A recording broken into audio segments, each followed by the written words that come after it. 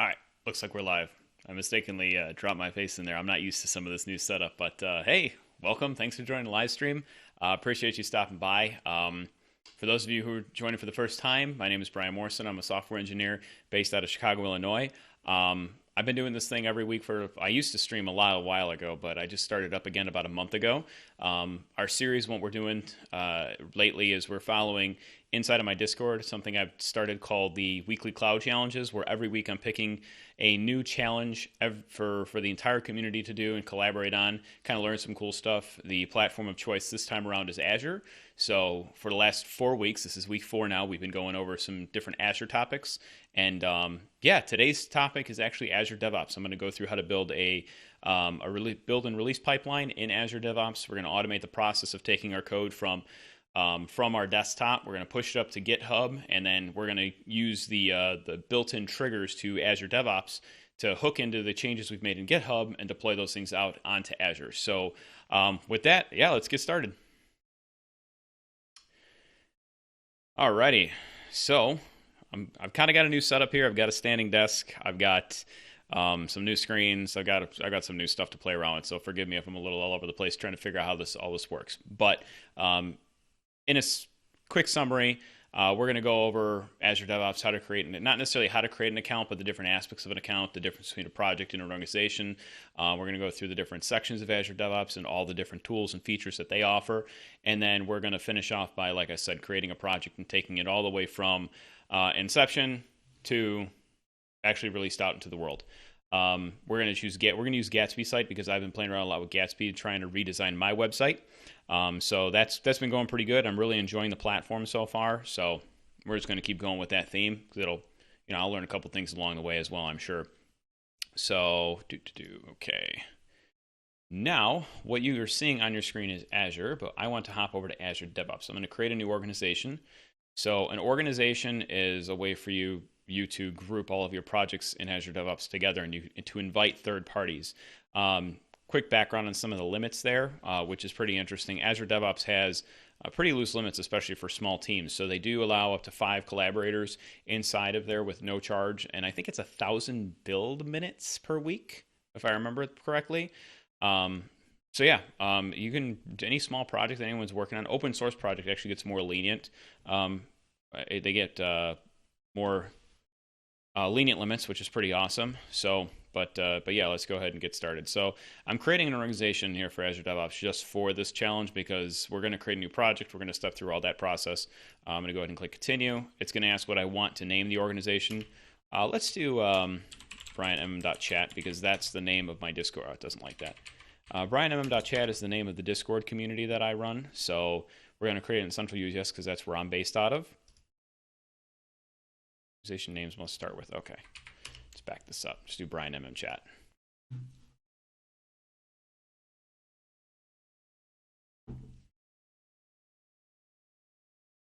This thing go ahead and work itself through. All right, so now when we start up, we came to our organization for the first time, you'll notice that it's going to prompt you to create a project, but we can always create more later. I'm going to create this as public because I want anyone to be able to come in and see the thing.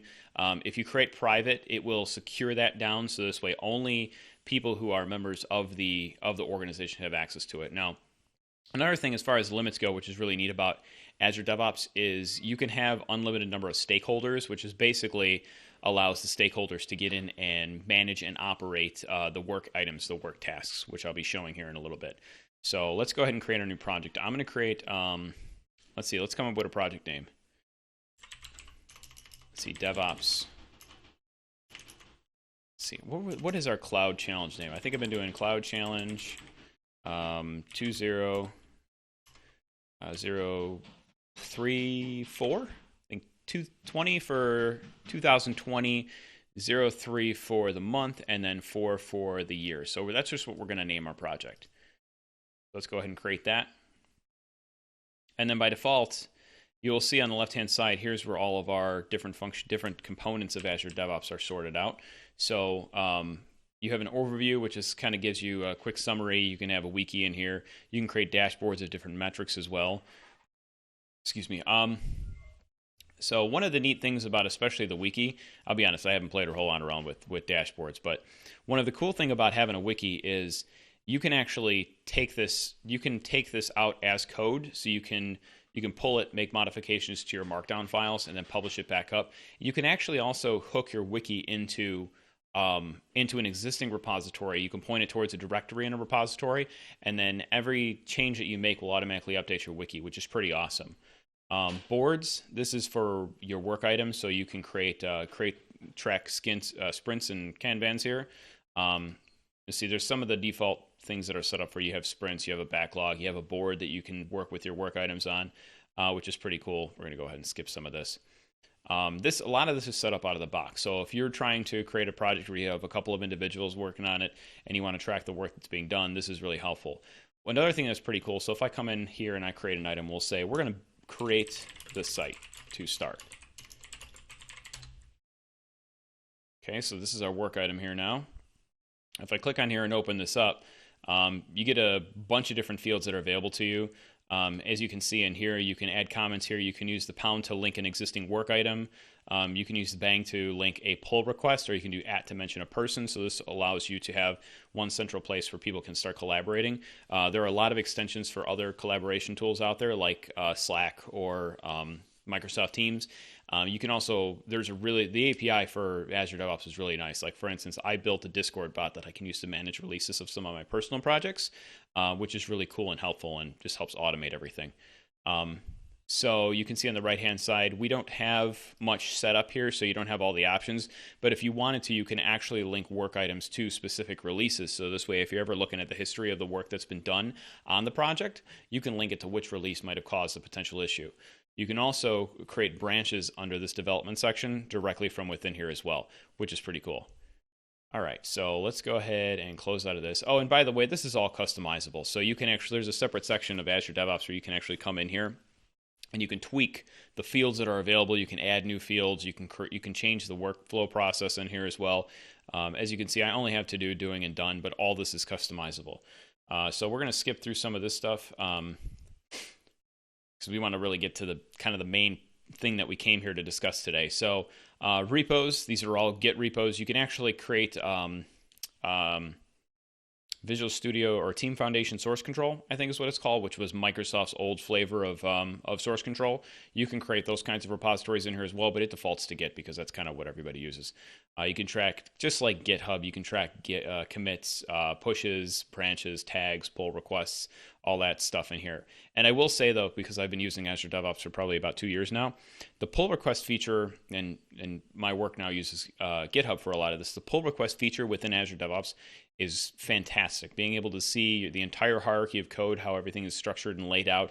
You can add comments directly in line and collaborate and stuff directly with other peers, which is really nice. So this way, what I used to use it for at my last job was me and a couple of other developers who are collaborating on building an API, and we were getting ready to make changes. We would create a pull request, and then other people of the team, other peers, can come in and start reviewing the code and add comments to it, ask questions, etc., which is really nice. We're going to skip over pipelines because that's where we're going to spend the most of our time today. So we'll go on to test plans. I believe this only comes with the paid versions of Azure DevOps, but you can actually hook Azure DevOps has test runners built in. You can hook those test runners up to your code, so this way when it detects that new code has come in, it will run your test, check things, and then send you notifications or whatnot of the progress of them, status, whether they passed or failed. And then lastly, artifacts. Now, artifacts is a built-in way to store NPM packages if you want a private NPM feed, but you can also use NuGet inside of here as well. And I think there are several others, but I'm not 100% certain. I'm mostly familiar with C# and JavaScript, but I think Ruby has their own flavor of package management. You can hook a lot of that stuff into here. And what's really neat is a lot of these different places you can always see there's like learn more here, there's learn more here. I mean, they really kind of help walk you through a lot of that stuff. So now with all that said, I'm going to go ahead and come back to pipelines. We're going to step through some of this stuff here. So pipeline, this is going to ask to create a first pipeline. Now we don't have a repository hooked into Azure DevOps yet, so we're going to hit this next. Environments, you can set up different environments for your code to be released out to. So if you have, like, for instance, a dev environment, test environment, staging environment, multiple productions, you can set all these up here, and then you can use those as variables throughout your pipelines. Releases is once a, and there's not a whole lot to show here because we haven't done anything yet, but a release is what we create after the build pipeline's defined. So once we create the pipeline, we're going to take it from the build, publish the artifacts, and then create a release, which is going to release this out into Azure. So we'll get into that. The library here, especially, I guess the variable groups is kind of the most interesting part of this. You can secure files in here. I gotta say, I've never used these. Let's see, upload sensitive files such as certificates and signing keys. Okay, that's pretty neat. But one of the things that I have used quite extensively actually is variable groups.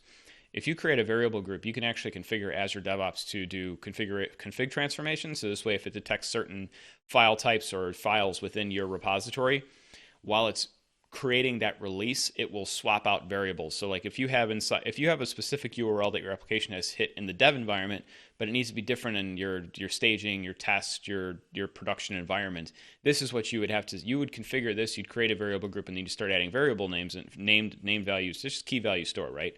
So you would give your variable a name, give it a value, and then when you set up that step inside of your pipeline, it will swap those values out. It's really handy stuff, but it also, you see there's this checkbox here, which I'm not going to lie, I have not played around with, but I plan to in the near future. You can connect your variable groups up to Azure Key Vault and then pull in all those secrets and store them all securely in Azure. All right, yeah, we're going to leave here. Task group. I think this one's relatively new. I might not actually know what this is. Standardize and essentially manage common build and deployment stuff for your applications. So I guess if you wanted to create your own group of publishing tasks, you could probably do that here, maybe. And the last one here is deployment groups. So what's cool about deployment groups is if you create a group of servers or resources that you need your code to be deployed to, you can define them in deployment groups and then just reference them as a variable within your release itself, which is pretty cool. Okay, so we've stepped through Azure, all the different pieces of what Azure DevOps kind of has to offer.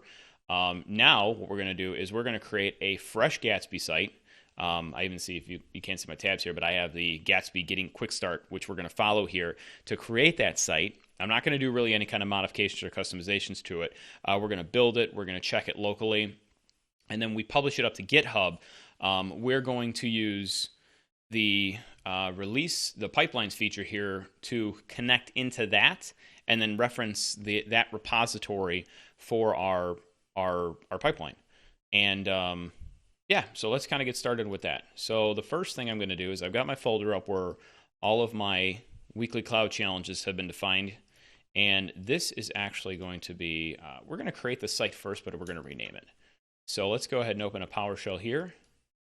And if you follow along with this quick start, which I'll zoom on here a little bit, you can see that the first step is npm install Gatsby CLI. Now, I've done this already, so I don't need to do this. But here we're going to do Gatsby new, and then we're going to provide the name of our Gatsby site. So let's go in here and do Gatsby. Oh, this is probably off screen. There we go. And let's tweak this and make this a little bit bigger first. I did this last week. I'm not sure why it looks so small now. I think 24 was the value we used, and that worked pretty good. Yeah, there we go. That looks a little better. So let's see, Gatsby new, and then we'll do Cloud Challenge 20034. Okay, that kind of came as a surprise. So I need to do Gatsby CLI. Well, oh, you know what? I know what's going on here. So I'm planning on writing a blog post about this, but I haven't quite had a chance to get to it yet.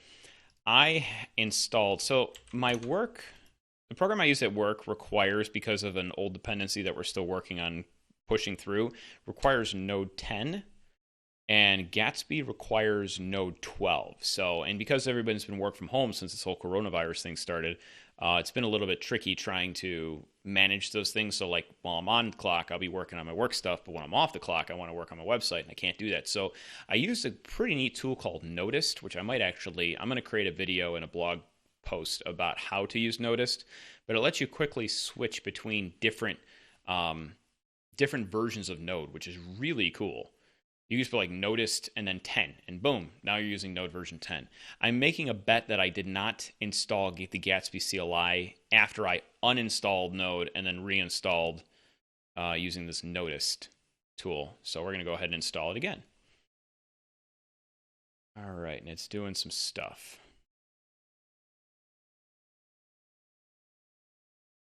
Yeah, I just started playing around with Gatsby like over the last week, and it's really cool. I was always a Vue guy, and I'm kind of starting to be a React convert because just of how easy it seems to be to create components. Yeah, I don't know. I just feel oddly more comfortable with it. I can't even explain why. Vue was the first one that I started working with, but I've been doing a lot with React lately, and I'm enjoying it. So, all right, so Gatsby, Gatsby new, and then actually I can just go up here. Let's try this now. There we go. It's doing it better. You can see it's creating a new site from this repository here, this Gatsby starter default. So it's going to go ahead and pull all that stuff in. We'll let this finish loading. And then once this is done, I'm going to create, I actually need to check to see if it's created a Git repository for me automatically, because we're going to want to get rid of that. I want to store everything with this Cloud Challenges repository, so this way it can quickly be referenced by everyone in the community.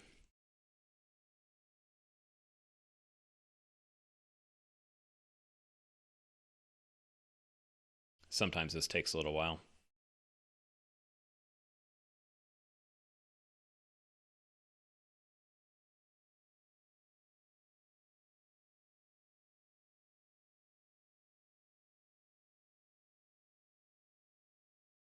Come on, keep going.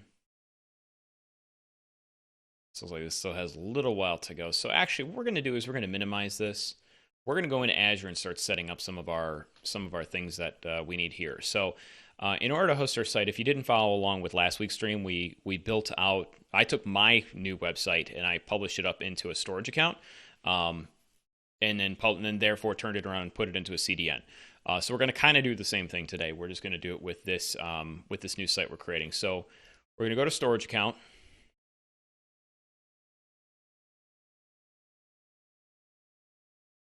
And we're going to go to, let's see, these are my existing ones. Let's go ahead and create a new storage account.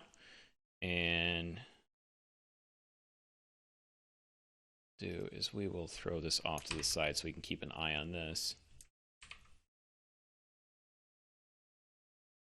All right, so pay-as-you-go subscription I'm on right now, resource groups. So one of the things I've been doing is Cloud Challenges 20034. One of the things I've been doing is I've been creating resource groups for every week that we do these things.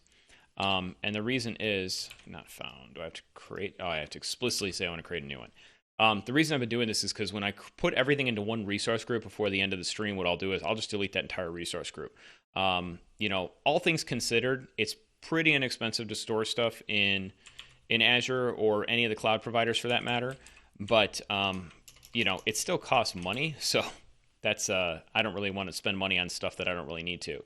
We'll select Central US. South Central. Okay, why not? We're going to leave everything else here pretty much to default. So we went through a lot of these different settings in last week's stream. So if you didn't catch that, it's on my YouTube channel. If you go to brianmorrison.me, there's a link there to the YouTube channel. Or I think you can go to yt.brianmorrison.me and it should redirect you there. So we'll just go ahead and we're going to bypass all the settings. We're going to go ahead and click Review and Create.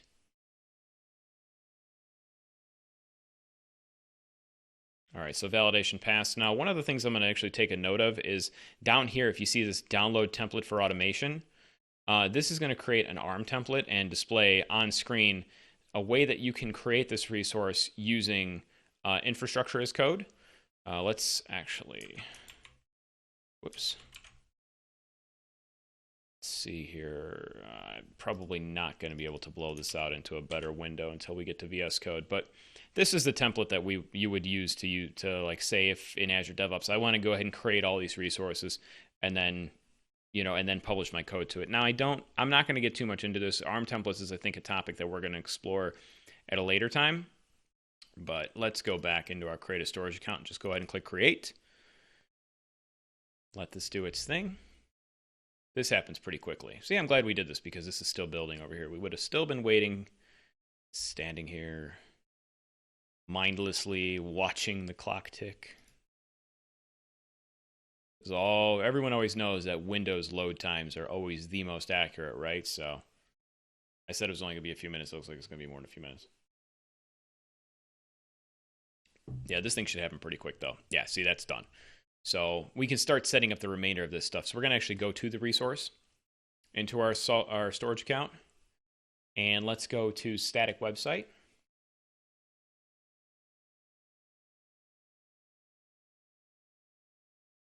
We're going to enable static website, which is going to create a container inside of our blob storage section of the storage account called $web, and that's where Azure kind of knows that if you've had that set up using the static website, that anyone that accesses that is going to have open access to all the files that are within there.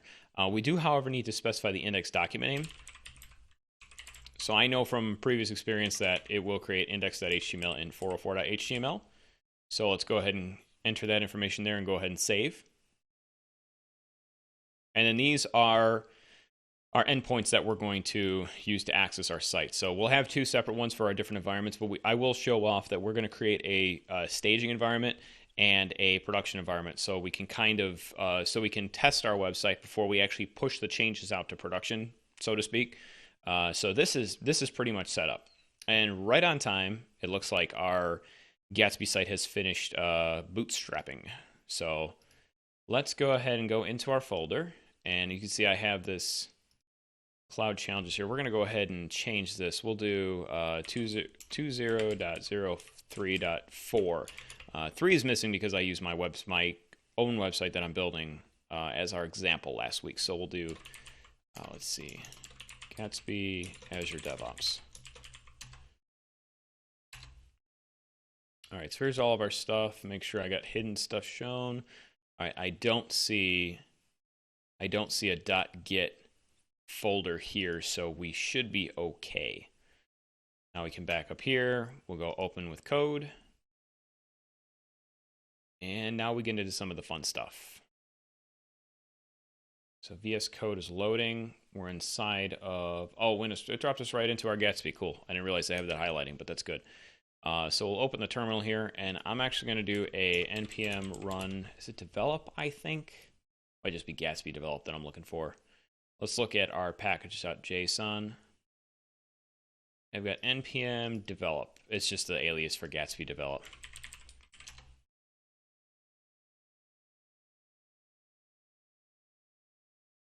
Okay, so this is going to start up our local server. Make this a little bit bigger so people can see.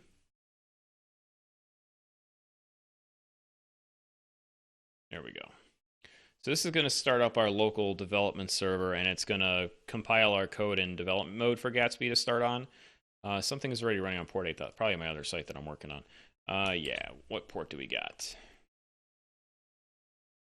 Give me a port, Batman. Come on. Doesn't say, but I'm sure it will.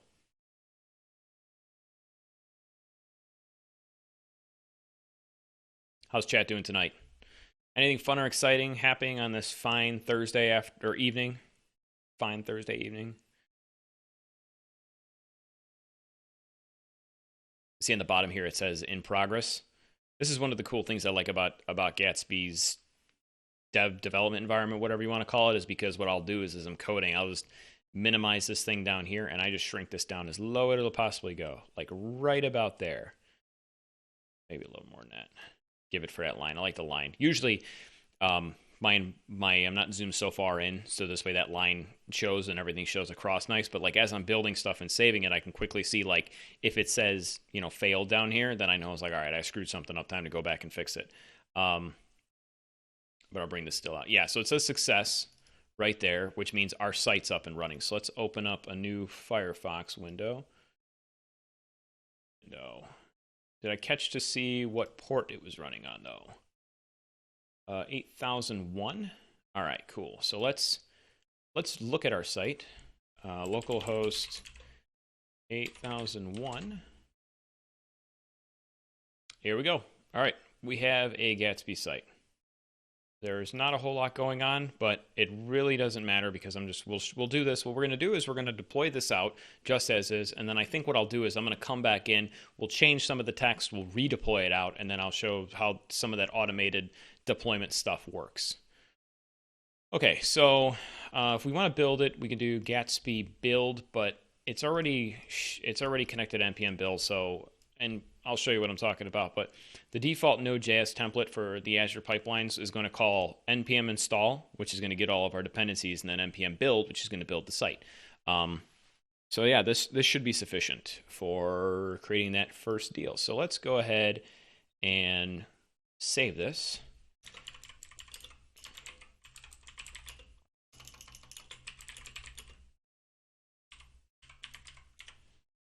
All right, so we're just going to commit this up into the GitHub repository, and then we're going to connect in Azure DevOps the pipelines into that. So let's go ahead and push that up.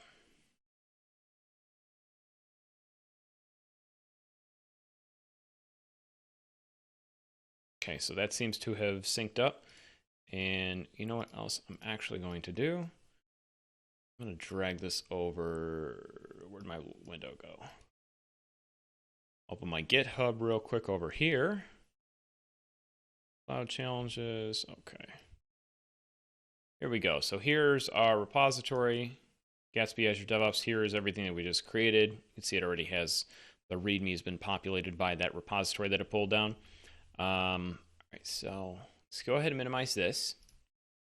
And let's go back into Azure DevOps. And we're going to go to the pipeline section under pipelines and click create pipeline. So it's going to ask what source we want to use. We're going to actually pick GitHub.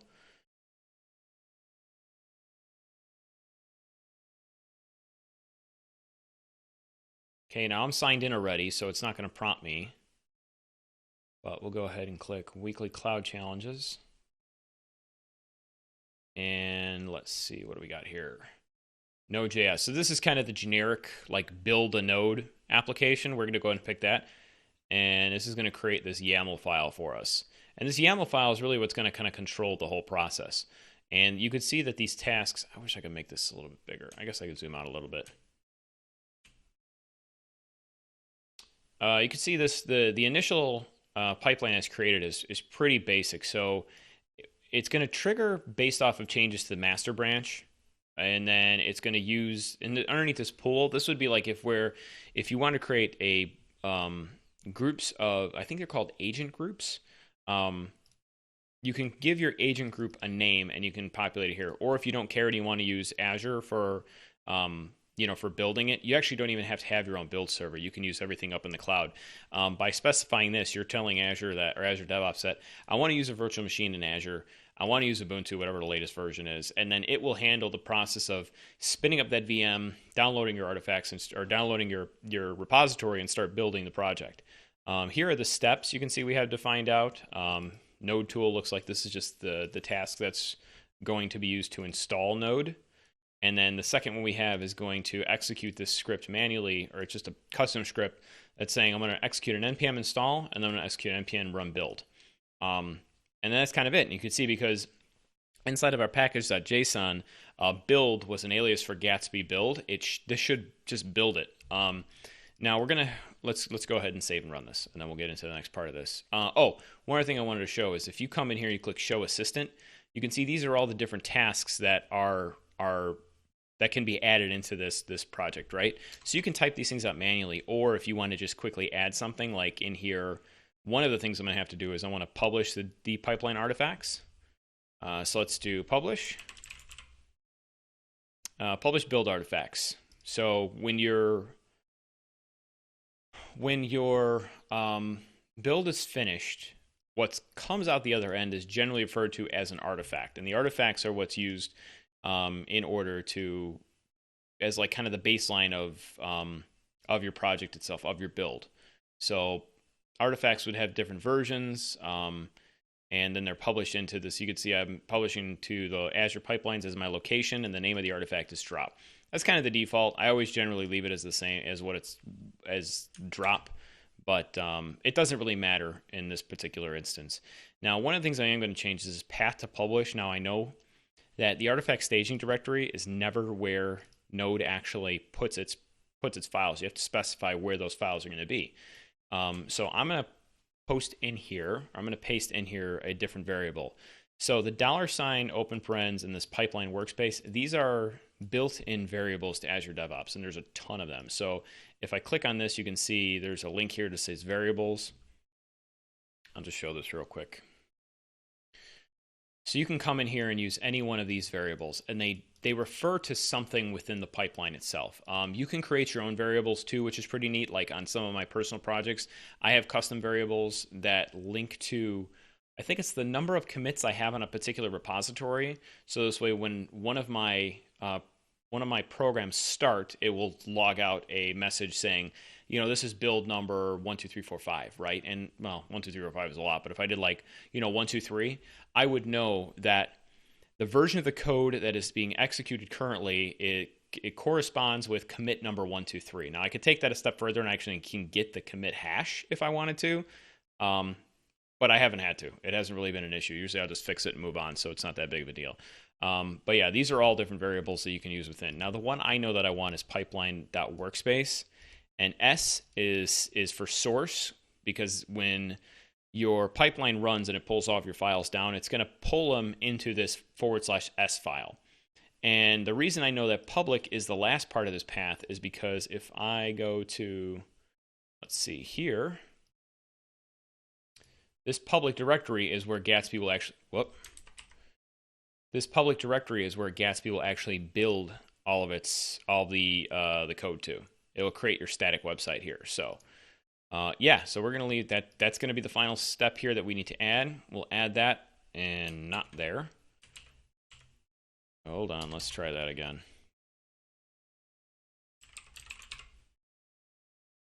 Publish build artifacts. And we're going to take our path here. And you can see too, when I add this, all it's really doing is it's just adding the task into here. We got our spacing mixed up here. So if you know this off the top of your head or have some kind of sample, you can actually just include this Azure pipelines.yaml file in with your repository. And then if you're using like Azure repos, or if you've actually hooked up GitHub into Azure DevOps, it will detect that and will say like, oh, hey, this project has a build pipeline defined. Let's go ahead and pull that in and start working with it. So yeah, this is exactly the way that I wanted to. So we're going to go ahead and click save and run. All right, it's commit message because it's going to commit this directly into GitHub. So if I save and run this,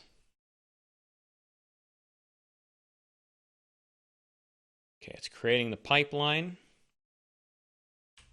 Zoom in here a little bit more. You can see our job here is queued. It's just named job. That was what I think the default name is. But you can actually, if you click in job as a running, you can see these are all the steps we've defined on the screen. And then as it's executing these different steps, it's going to go ahead and start logging stuff out. Now, we actually had a failure here. npm install.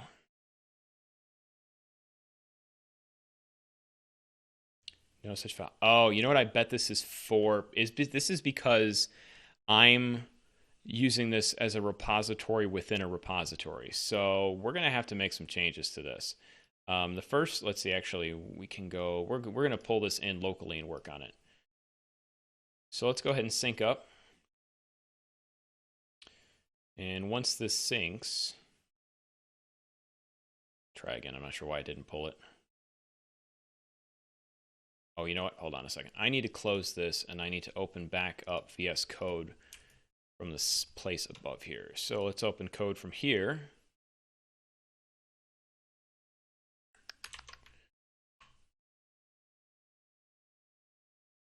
All right, here we go. So you can see here is our Azure pipelines.yaml file that was added, and this is everything that we were looking at. I actually want to take this and move this inside of Gatsby, inside of our directory here. So we'll save that alongside, no, maybe not. There we go, there it moved. So I moved that there. Let's go ahead and publish that back up. I might need to use the Azure DevOps tools to determine what the variable is, because you can define where you're actually executing your code. We need to change that to to this subdirectory. So let's see, move pipeline file.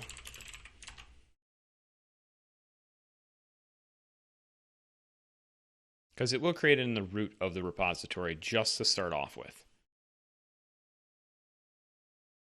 All right, so that seems to have synced up, so that's good. Let's come back into pipeline, and I wonder if it's going to complain that it lost it. Import a pipeline. Nope, that's not what we want.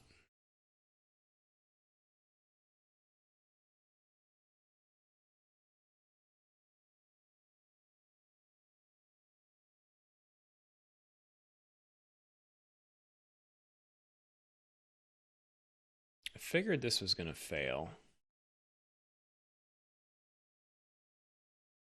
Let's go back and try move. This is actually something I've never had to deal with. So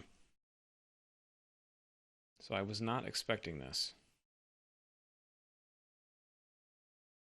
See, I see we have a move here, so let's rename move. And this is going to be inside of our folder. I'm just going to copy and paste this.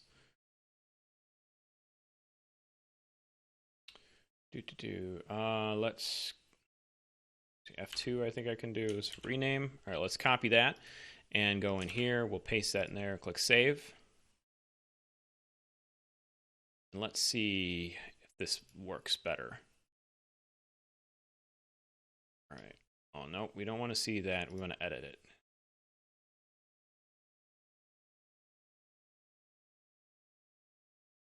No, it still doesn't like that. All right, let's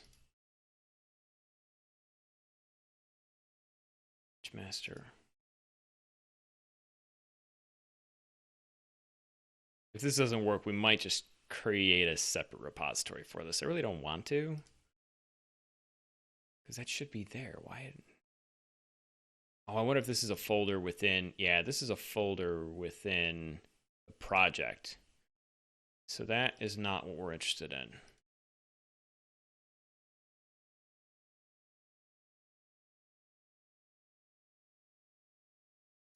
Here we go, pipeline path.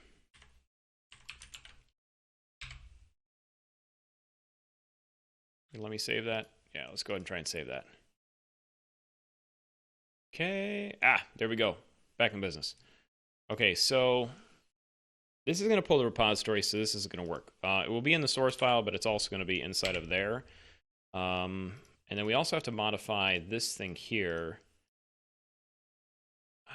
We have to run this in a separate spot. So let's go ahead and actually add a script, and let's see what options it gives us. It's a bash script. Script path, we're going to do inline. Can I set a working directory? Yeah, we want to do like that. And let's see, we can do, just copy that and paste that there.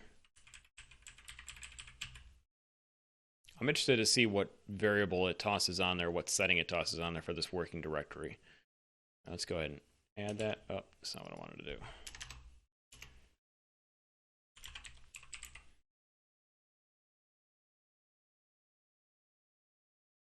Run a Windows command or a batch script. No, this looks like that's for an existing one.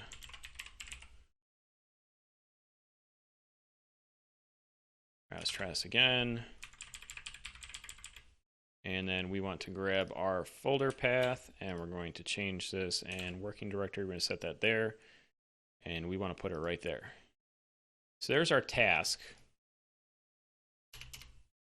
Let's go ahead and comment this out.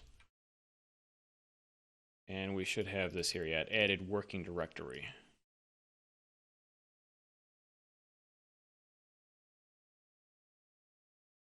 All right, let's go ahead and save that. It's going to go ahead and automatically add this commit message for us, so we'll save this. And because we're committing directly to the master branch, and that's the trigger that we have defined off of here, this should start running already. I did see it was disabled, so we need to enable it.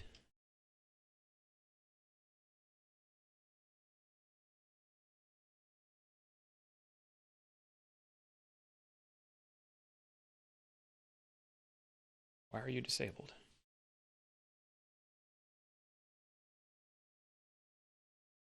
Settings enabled.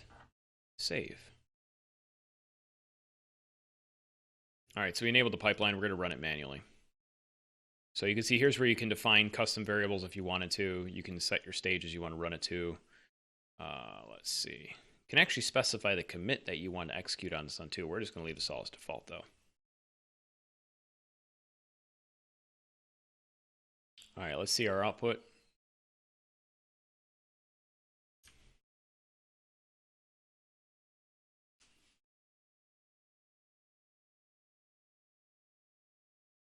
Check out, install node. Here's our bash script. Fingers crossed.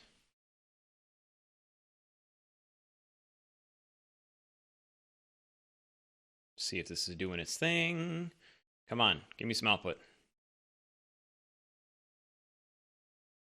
I got no output. Where's my output?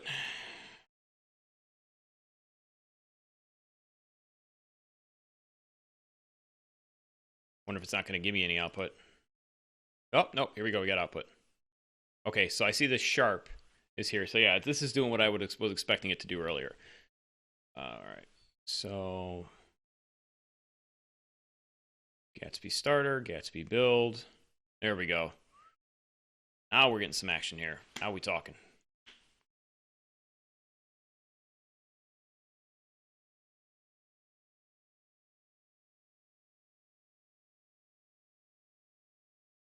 DSP asks if my job's stressful. At times. It's not too bad though. I mean, I just wrapped up. Well, for the most part, I've still got a couple loose ends I'm wrapping up, but I got 4 projects kind of I was all working on at one time. Series of events kind of caused that to happen, but yeah, I wrapped them up and I got assigned a new one today, so I'm pretty psyched about that. Okay, so that's done. How about you, DSP? What do you do for a living? Okay, so next thing we're going to do, we have all this set up. We're going to go to releases and we're going to create a new pipeline here. Now there is an experimental feature within Azure DevOps where you can actually put your release steps inside of the pipeline, that Azure pipeline YAML file, but I tried it once and I wasn't a huge fan of some of the limitations behind it, but this was a while ago, so I don't know if that's changed. Anyway, you can see here they give you a bunch of like kind of predetermined stuff here, but when I was looking for this earlier in the week, I didn't find a template that really matched what I was looking to do, so I'm going to go ahead and create an empty job. Stage 1, we're going to actually change this to staging because we're going to add multiple stages to this. We're going to do 1 to staging, 1 to production. See, I might have had to zoom out because I'm not seeing any settings here.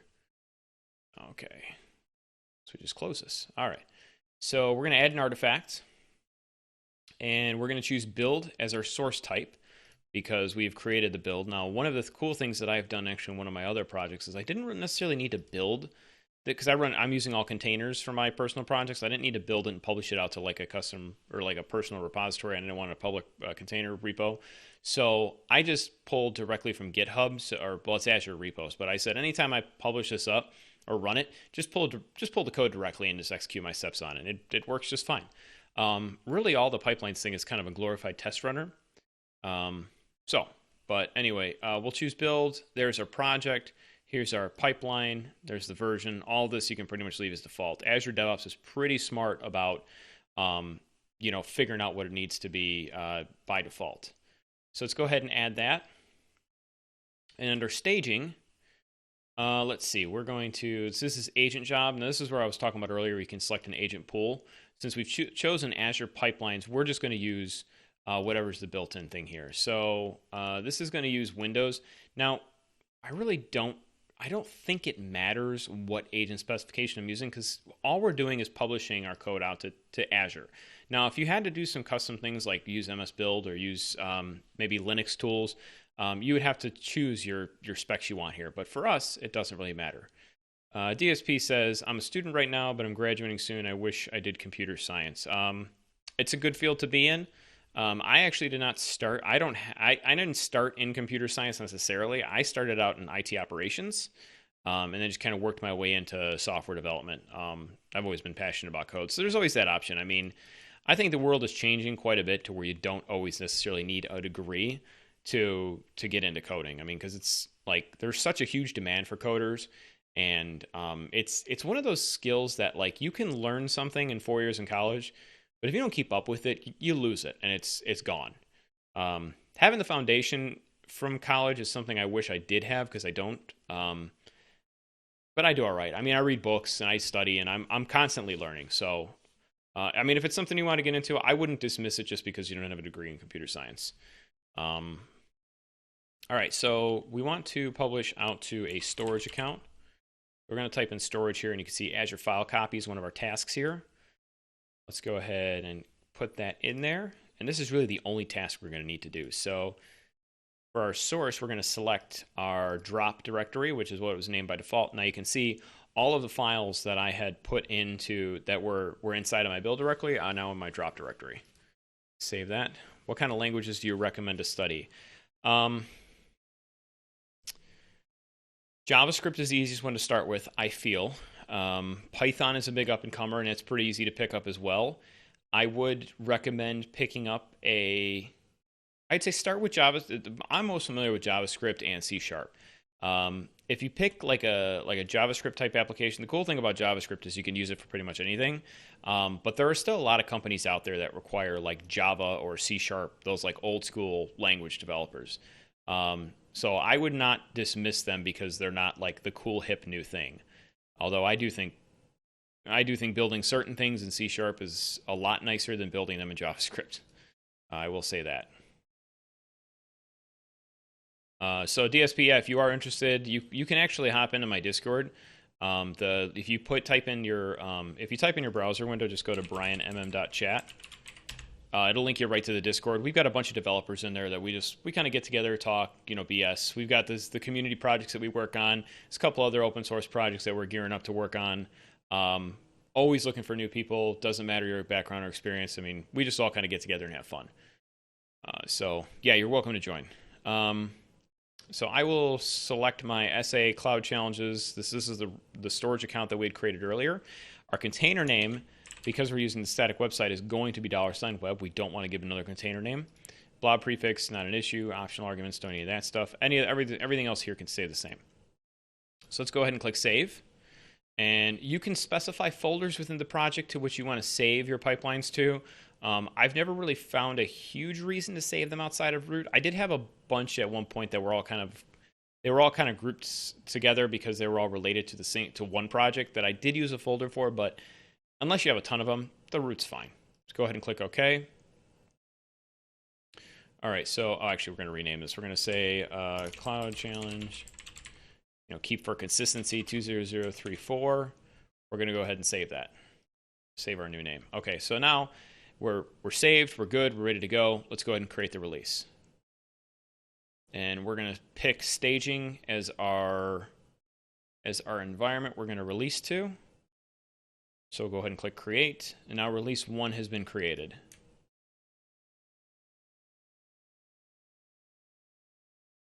What's your degree in, if you don't mind me asking? All right, so here, same thing like with the pipelines. If you click on these things, actually we're going to click on logs. If you have multiple agents, you can actually see the logs for all of your agents. And this is cool because like on my server at home, I actually have you can download and install an Azure DevOps build agent and install it there, so you don't have to use the VMs for it because you're only limited to so many minutes of using the VMs per month. But I believe if you have your own agents, they don't really count that against you. Now, what I've done in my server is I have an agent that is set up there, and if I ever wanted to, I can create multiple agents and have them all run sequentially to do different things, or build it and deploy it out to multiple environments at the same time. Arts degree, that's cool. I mean, I think if you're more of the artsy type and are also interested in development, I think something like a designer would actually be a really good path to go. We have a designer at work. She's great. She knows enough about code to be dangerous if she needs to, but she can create some pretty cool layouts too. And okay, I'm not a designer, I will say that first and foremost. I've been trying to watch videos about design lately because I'm trying to rebuild my website, but she knows some cool stuff, and she knows some things that I don't even know that I could ever pick up or would notice. So yeah, designers are always good to know or have to. Okay, so let's see, where did we go? We lost our track. So now everything seems to have succeeded. You can see we have 2 warnings, but this is the only reason you see these warnings is because the modules Azure RM websites and Azure RM include unapproved verbs, and that's their PowerShell. All right, so ranting for a second. Microsoft has for PowerShell these things called approved verbs, which are saying like if you are trying to accomplish X task or N task, whatever, you should use this verb. For instance, if you're trying to fetch something, you should use get hyphen whatever the thing you're trying to test. The get portion of that command is called the verb. Why would Microsoft make a library and not follow their own direction? I don't understand that. The first time I saw this when I was playing around with this, I was like, not that it's a big deal. I mean, it's a really little nitpicky thing, but it still was like, God, come on, seriously? All right, anyway, end rant. So this all finished. Now, if I come back into our storage account and I go to Storage Explorer,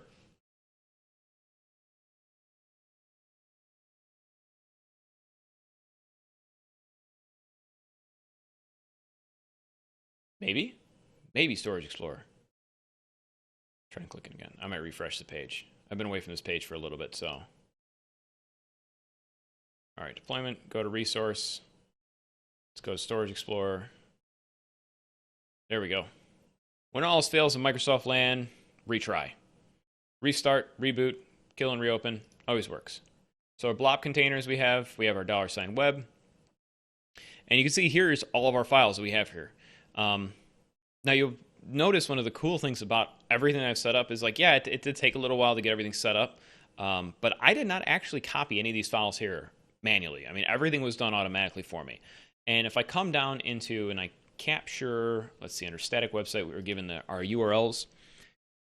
We can come to primary endpoint. I can paste this into my browser, and you will see, there we go. There's our Gatsby site, but we're not at localhost. We're now inside of Azure. So we've taken our Gatsby site, we built it, we published it out to Azure, and had not actually had to copy the code. Now, again, like I said earlier, if we want to take this a step further, we could have used the ARM template to automate the process of creating our resource. So if we ever wanted to create this site in a different region or whatnot, all we'd have to do is just change the region and say go, and it'll create all the resources for us. It'll create our storage account. It'll give it a static website assignment.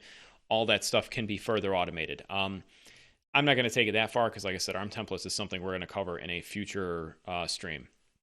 All right, so that's done. I'm going to come back into my releases, and I'm actually going to create... Oh, actually, no, we're going to create another one in here. We're going to create another storage account. Because our other storage account is going to simulate a production, so to speak, environment. So what I want, my goal is to have a staging environment and a production environment. So the first stage of the release will be to the staging environment. And this way, I can load the website, check for all the changes that I made, and make sure everything works, but not actually push it to my main, URL. So we're going to name this the same thing, Cloud Challenges. I think we did SA Cloud Challenges. 20034, and we're going to say prod. Like so? No? Okay, rant time again. I hate this. This is like the one thing about Azure that I'm really, really not a fan of so far. As a storage account, you can only be lowercase letters and numbers, most between 3 and 24 characters. That's for the whole world. Like, I can't personalize this by adding my own prefix or something on there. So, we'll get rid of that. We'll do, can I do PSA? All right, so PSA. So PSA for prod storage account, right, is going to be what we're going to do. Same thing, accept all defaults, click create. This should go pretty quick. It did last time, so.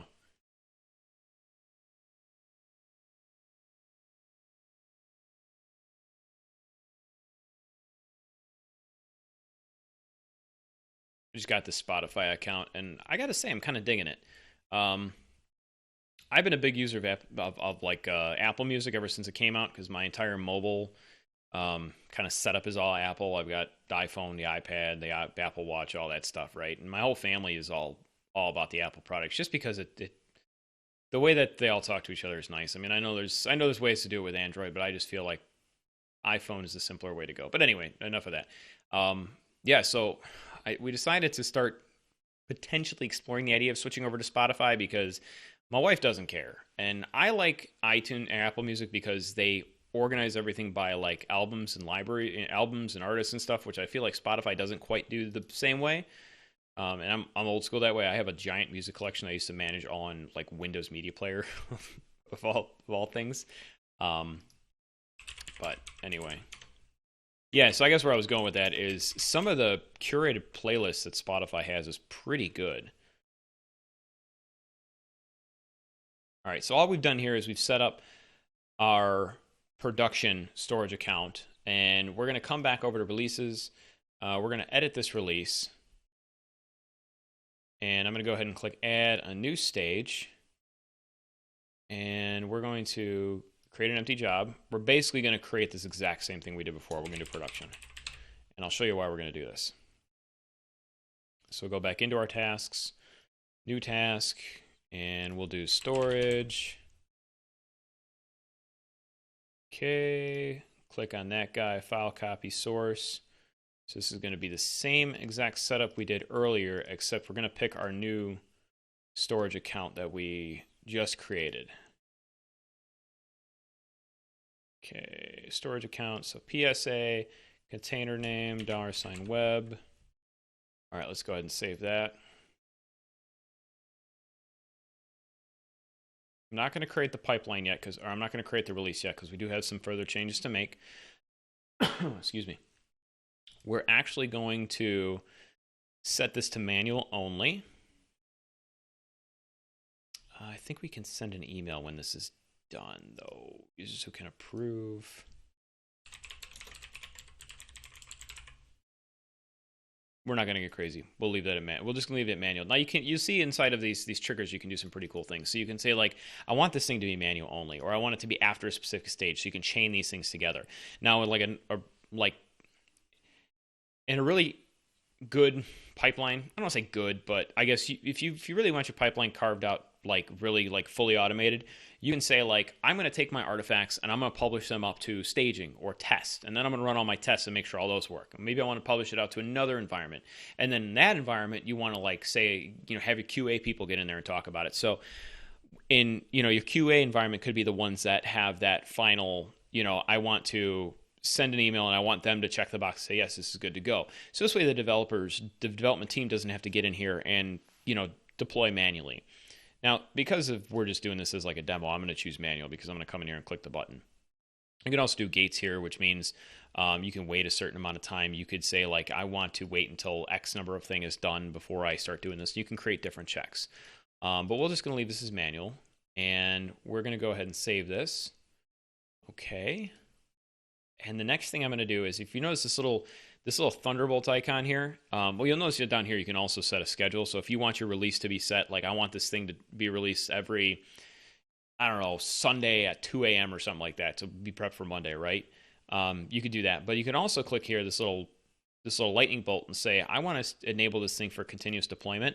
So this way, when it detects a branch filter, we're going to say include master.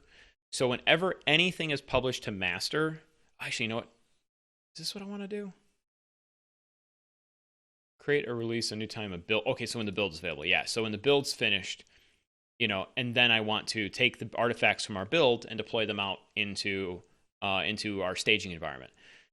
All right, so let's test all this. If I have this all set, you can comment, so you can look at historical version, but this is fine. All right, so let's go. Let's go ahead and create a release manually. Should we do manual? Should we do automated? Let's automate it. The whole point of this is for automation purposes, so I think we're going to automate it. So let's see, what can we change here that would be just a quick, neat little thing? Do I have the development running still? Terminal? No, I don't. So let's go ahead and run develop. So we're going to get our cd20. cd 20.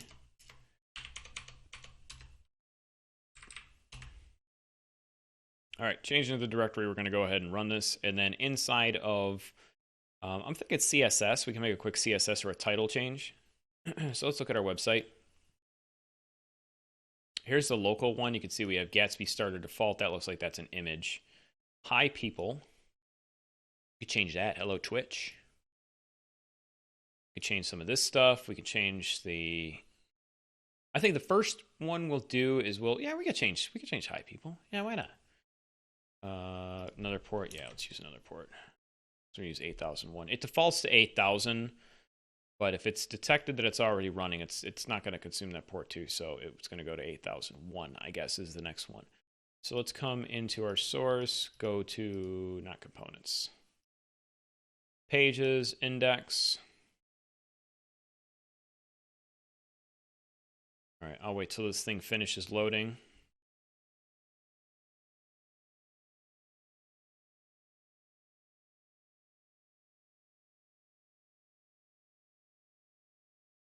Come on, Gatsby.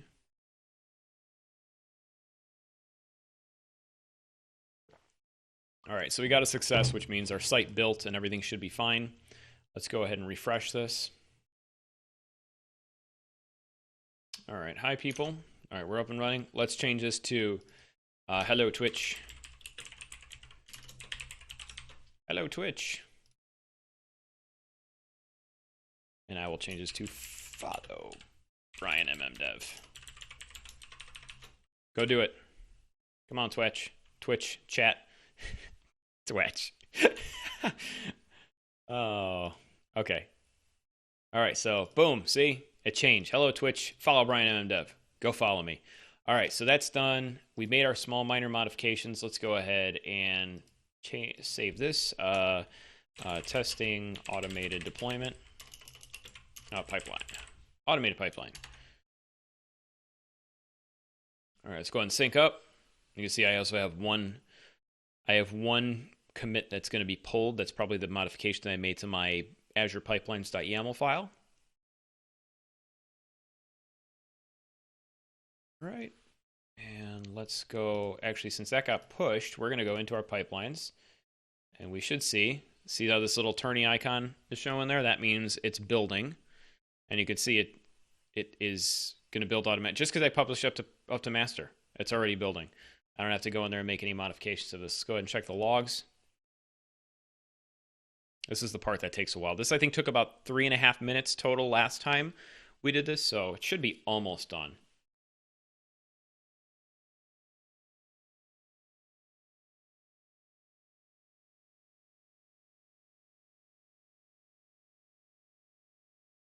And then once this is done, our release, because I set that continuous deployment flag, our release should trigger automatically as well.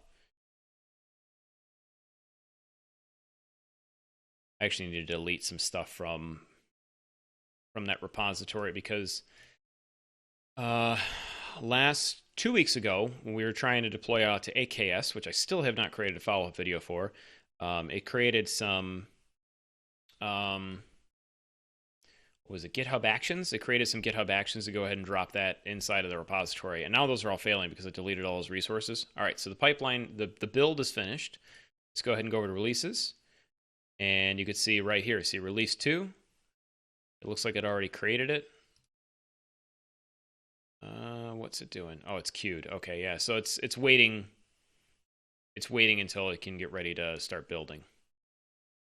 So because you're using all cloud-based stuff, things queue up, and you just kind of get executed in the order that they are received.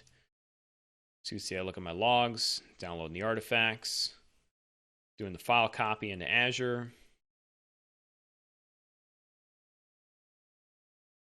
Just get to grab some water.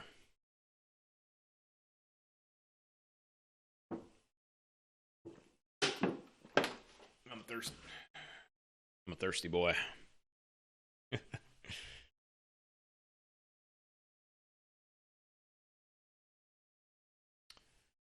All right. How long did this take? So we released into staging, 38 seconds. Not bad. So in less than 5 minutes, all the code changes that we made, they were built. They could theoretically be tested if you had unit tests set up and had that all working, but we don't have that done now. And our release 2 is done. Now, if I come over into, this is, as you can see here, this SAA Cloud Challenges. So this is the one that's live in Azure right now. If I refresh this, there's our changes right there. No manual copy whatsoever. What languages you use at your job often? DSP asks what languages I use. I use, like I said earlier, C# for all my backend development, and then front end is all done in JavaScript. So it's actually mostly Angular, which, you know, I have my feelings about. But we're looking to move over to React soon, which is also one of the incentives behind trying to use Gatsby, because I'm more familiar with Vue. React is a front end framework that's built using JavaScript. So now you can see, like here, staging succeeded. We come in here, we checked our changes. This all looks good. So yeah, we want to deploy to production. Now, if I come, before we even do that, let's go ahead and show this here. So our primary endpoint for our production storage account, nothing exists. All right, so let's go ahead and we said, hey, all right, that's cool. Let's go ahead and say I'm going to start this. Deploy stage. Oh, wait, deploy. That's what I'm looking for. There's a little deploy button down here. Deploy. You can do whatever. Add your comments you want. And this is where you can see where all this cool linkage stuff comes. So here's our commits that we're going to deploy out to here.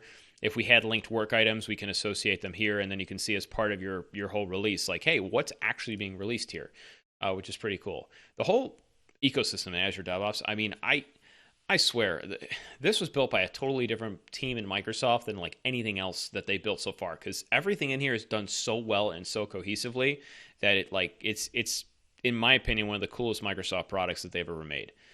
So let's go ahead and click deploy here, and now we can monitor our logs here. DSP asks, how did you study for new code? Practice, and a whole lot of it is really all that it is. It's like, one of the things I recommend to people who are new to software development is to try and build something. Like, it could be something simple. It could be like a note-taking app. It could be a task manager. A lot of those really basic, simple applications actually teach a lot of concepts like that are used in real-world environments, which are really cool. Usually my go-to, like if I'm trying to learn a new framework or platform, I'll build a to-do app. So something I can get in there, I can quickly add to-dos, because you get your CRUD operations, you have to create records, you have to read them, update them, delete them. And then if you're doing everything from like the front end to the back end, you have to learn how to build APIs, you have to learn how to build the front end. I tell the long-running, it's not really a joke, it's kind of a story, that my intro into real software development for the first time, like when I was in high school, I've played around a lot with like HTML and CSS, and I don't know why a lot of people don't consider those like real languages. I mean, they're not really coding languages, they're more design languages, but a lot of, they say like real languages are like the JavaScripts, the C#, Pythons, etc. So my first like foray into real development is I kind of realized like the mobile environment was going to be something that was going to like be big and booming. So I sat down one day, I'm like, I want to make an Android app. I'm like, I don't know how to get there, but I'm gonna figure out how to get there.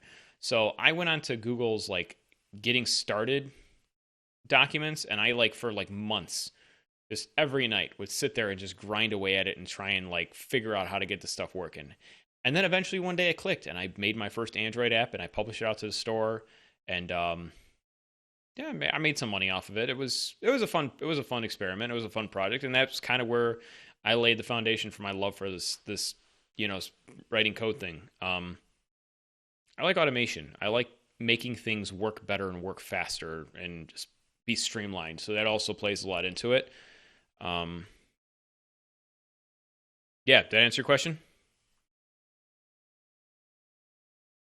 This is taking a while. I don't know why this is. Delay before evaluation is in progress. Waiting for all gates to succeed within the same sample interval.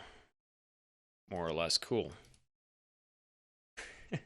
There's no quick there's no easy answer to that question. That's really one of the issues. It's like everybody has their own ways of learning, and everybody has their own path path, so to speak. Like some people need to be in college and need to have the structure and learning. Some people, like I'm one of those types that like I don't like structure in my learning.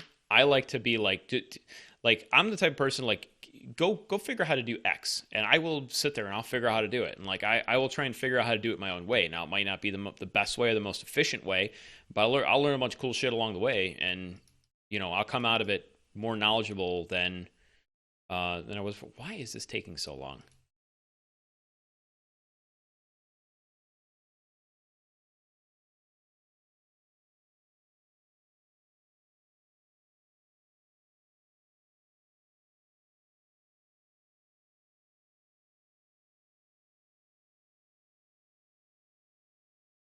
I didn't create any gates.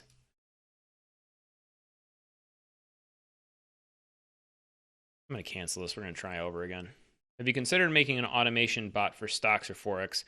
Um, I don't know enough about stocks or Forex to do something like that, and I feel like that's a really dangerous game to get into. I could be wrong, but I've kind of stayed away from a lot of that just for that reason. I mean, like, I'm not. I'm sure one day, like, if I sat down and like was like, "Hey, I want to learn how this works," I would, but I don't know that. I'm not at that point yet. I guess is what I'm trying to say. Redeployment gate canceled. Let's edit this particular release and see what we got. Edit tasks.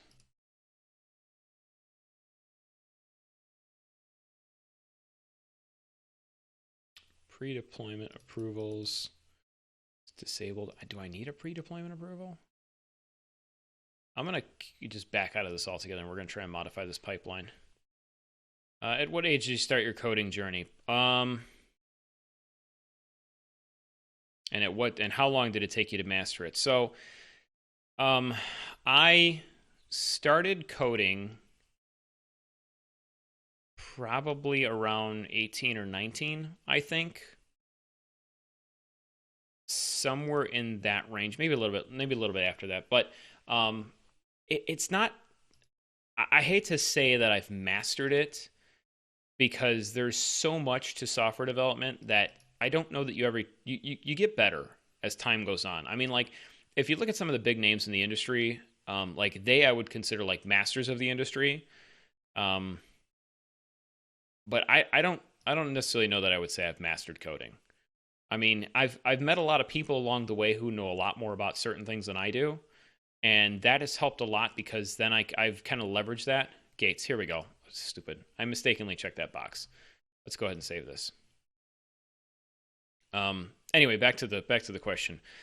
It's just one of those things that gets better with you over time, and it gets better with practice. And the people that you kind of associate yourself with, and the ones that you work with on a regular basis, they do help because everyone comes from different experiences. So there's a lot of people who are going to have more or less knowledge in certain areas than you might have. So even though I like to consider myself a master of things like JavaScript or C#, if you throw something at me like Python or Go or any of the other languages, or even different, I mean, things that are generally associated with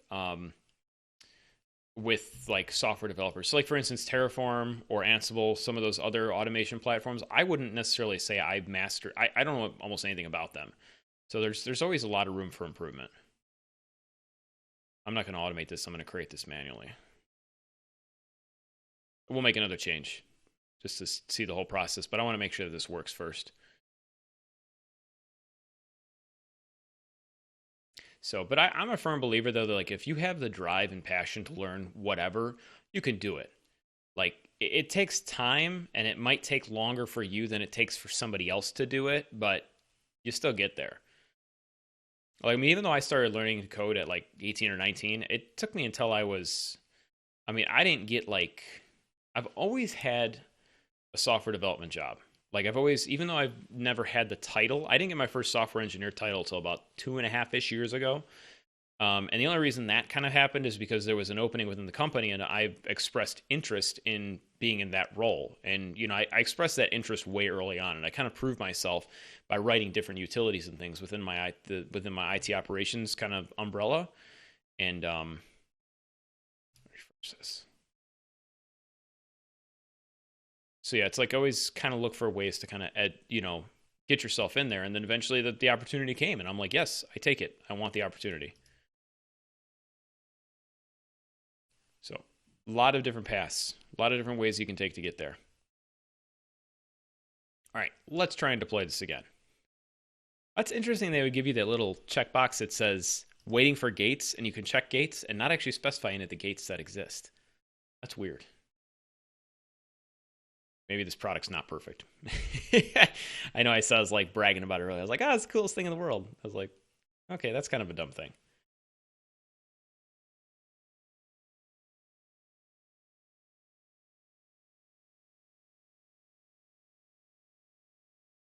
Yeah, DSP. I mean, if you're interested in getting into this, keep in touch, man. They're man or woman. I use that as a universal non-gender thing. Just what I say. But yeah, if you're interested, I'd be more than happy to help guide you or whatever. I mean, that's kind of the whole purpose of why I started the Discord, is just to help, guide people into it or help people out with certain problems. I mean, and I've learned things from people that have joined up my Discord that I've never even thought of before. So yeah, all right, so that's done. Let's go ahead and refresh our production one, and boom, we have that here. Okay, now for our last and final trick, let's try and take this thing all the way from start to finish. So we've created our pipeline, we've created our environments. Let's go back into here. Now go build something great. Also go join my Discord at, let's see, href equals, I don't know if HTTPS works with it. I don't even know why I'm doing this, because I'm deleting this all when I'm done anyway. BrianMM.chat. Go put that into your browser and go check it. All right, so here is localhost. Refresh that. Oh, it actually refreshes automatically. Go join my Discord. Go do it. All right. Go do that. Here is our SA Cloud Challenges. This is our staging environment. Refresh that. We see no changes. All right, let's go ahead and publish this back out. Say minor discords, minor updates. Join the Discord. Oh, thanks a lot. I wasn't really, that wasn't directed towards you. That was just a general. I'm trying to be a little bit silly. I'm not sure how many people are watching right now, so I'm just throwing it out there. I appreciate you keeping me company though and chatting. It's always good to have someone to talk to. All right, so in here, and one of the other cool things actually I completely forgot to mention is this whole thing automatically sends you email notifications when certain things are successful or fail. So even though you haven't seen it, I've been getting notifications on like my phone and stuff saying that it either failed or it didn't. Pipeline. See, I gotta refresh this actually. So that was 18 minutes ago. Oh, I forget to do this all the time. See this I forgot to sync up my code.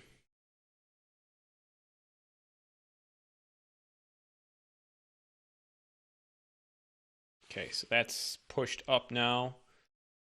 In here, now I'll say this should automatically update for us. I think they do some funky tricks to where they'll automatically update the UI. Maybe not. Okay, so now that's doing its thing. Let's go ahead and monitor this guy. You can see it already tagged minor updates because that was a commit message that I put in.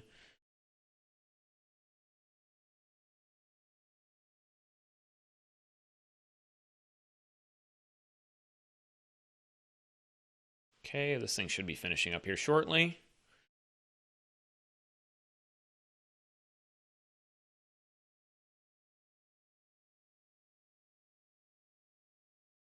Doodle-doo-doo. Takes a little while to really kick it off, but once it gets going pretty good. Run failed. Oh, that's for that GitHub thing. Yeah, GitHub's usually good about sending you notifications of the actions. That's how I remembered I have to delete that stuff, is because every time I'm pushing these commits, it's trying to put that stuff into Azure, and it's like, well, I can't find that AKS thing you told me about. And I was like, yeah, because I deleted it. Because I ain't about to be charged for things that I am not using. All right, so the pipeline's done. The release is done. The release is not done. The release has been triggered.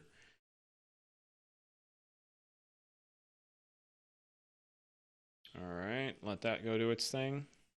And once this staging process finishes, you can see this happens pretty quick. I mean, this happens in less than a minute. This has been in progress for 2 minutes. I think a part of that 2 minutes was just waiting. If I go into the logs, I mean, you can even see this was like 4 seconds. Oh no, file copy has taken 2 minutes. Longer than I would have expected it to be, but you know, whatever. All right, so that's done. So now I should be able to come in here, refresh that. Hello, Twitch. Also go join my Discord. There's the changes. All right, so here's still our production environment. Let's refresh that. No changes, right? So then let's go into here and let's say deploy. And it's saying release 3 is currently deployed. To be deployed is release 4. Go ahead. Let's do that. And the last thing I'm going to do while that is working, let's go ahead and get this thing pushed up to the CDN because I actually want to see that in action.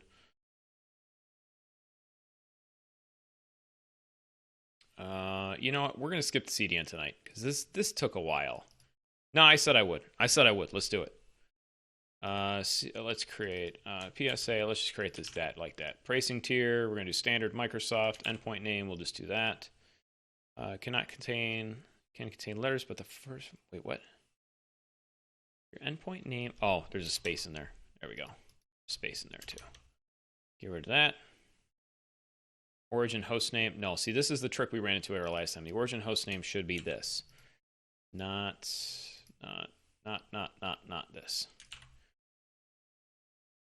All right, create.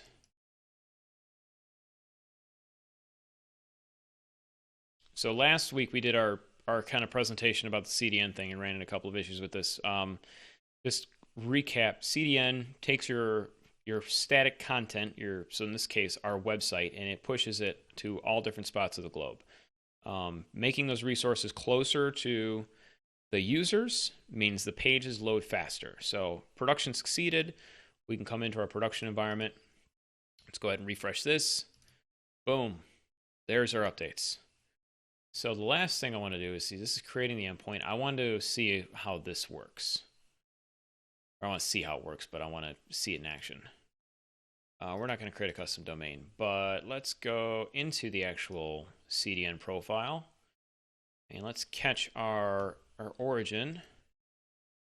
Let's paste that in there.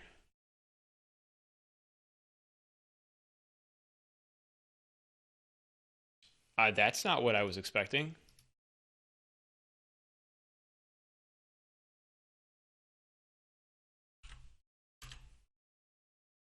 Page not found. CDN can't find anything. Whoops. Hold on a second. I might have grabbed the wrong thing.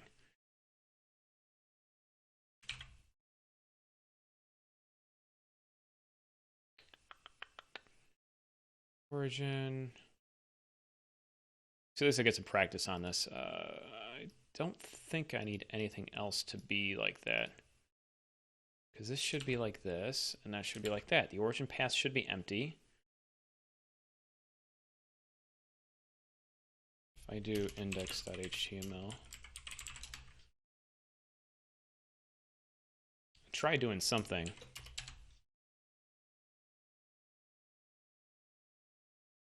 All right, now I'm confused. I was hoping I wouldn't run into any issues on this stream, but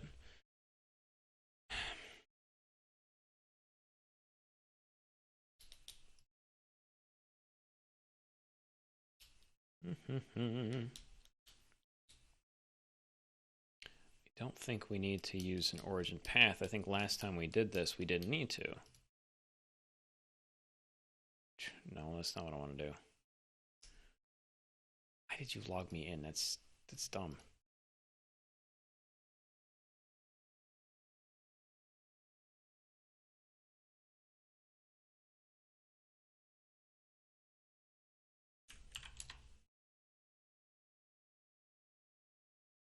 Okay, so that's working, right? That loads.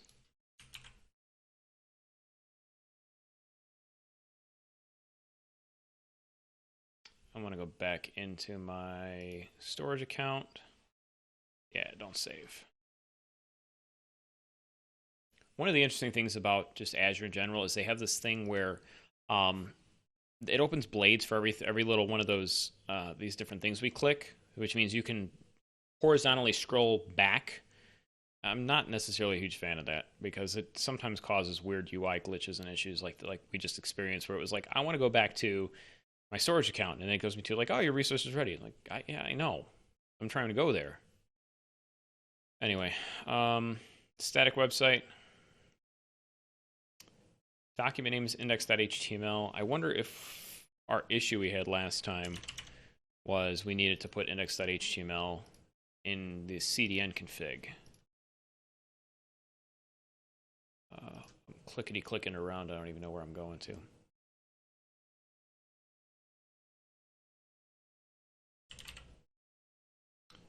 CDN. I'm going to try and open that into a different tab, but that doesn't seem to want to work. So let's go into our origin settings. Where's my origin settings? Oh, here we go. Origins. Let's go to index.html. Like that? Yeah, it likes that. Save that. I don't remember the exact order of doing this.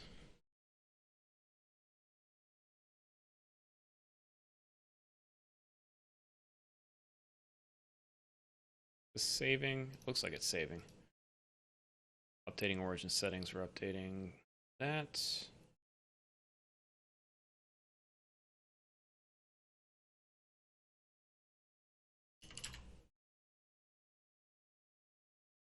Of course it doesn't. Why would it?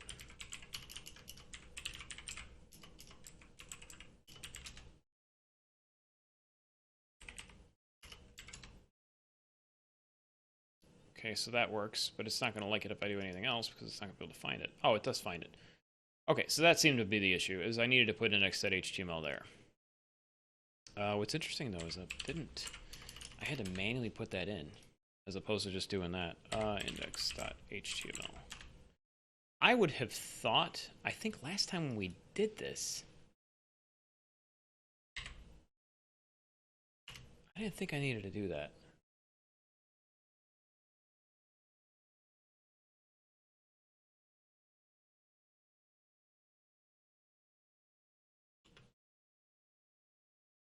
I'm gonna poke around with this for like a minute here, because I really would like to see how this thing works. I would have thought that, yeah, because I remember last week when we were doing this, I put the index.html inside of the storage account.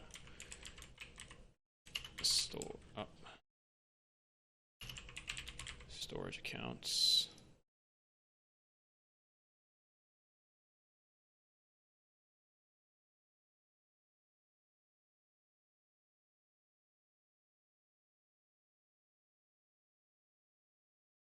Let's go into our static website again.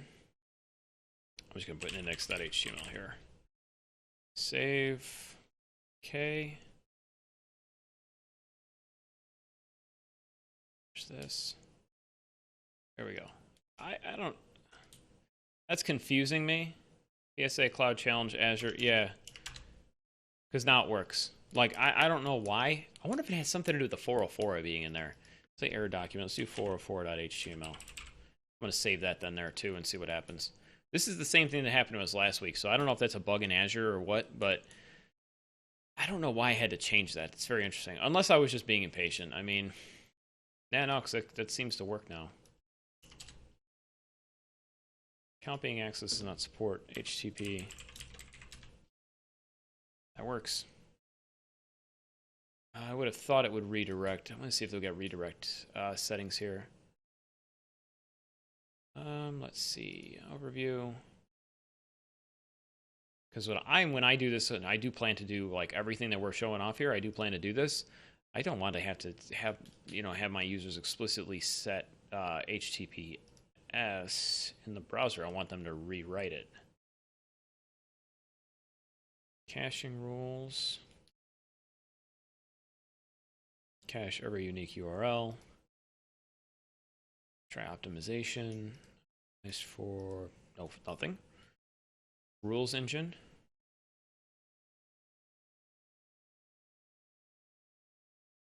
Let's see what we got here. Add rule. HTTP version. No, not that. Request protocol. No, I don't want that. If equals HTTP. Maybe this is it. URL redirect. Type found. HTTPS, hostname. All right, I'm not going to play around with this because this looks like this is what we're looking for. Full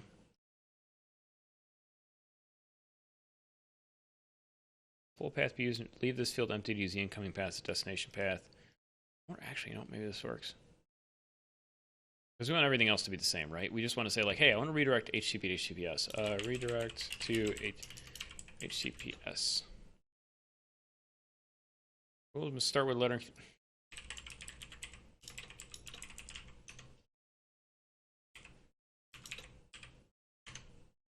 Yes. Okay. Save. Let's try that. Updating endpoint settings. I know it's really, I wasn't planning on doing this far, but we're here this far already, so. Gonna keep on rolling, baby.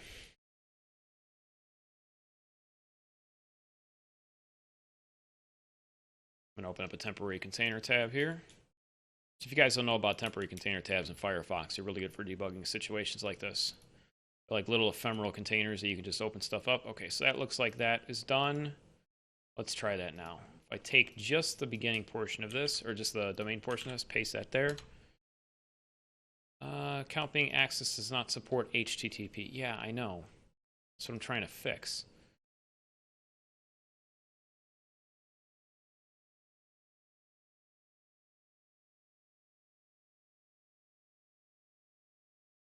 Can take up to 10 minutes, so yeah, maybe I'm just being impatient.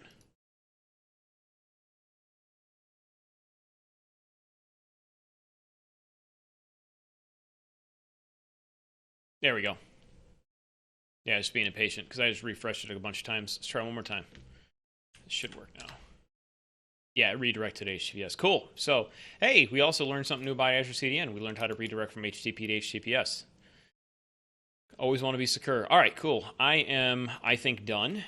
This was good. This was helpful. I enjoyed this. Hopefully you all did too. So thanks a lot, guys, for joining me tonight.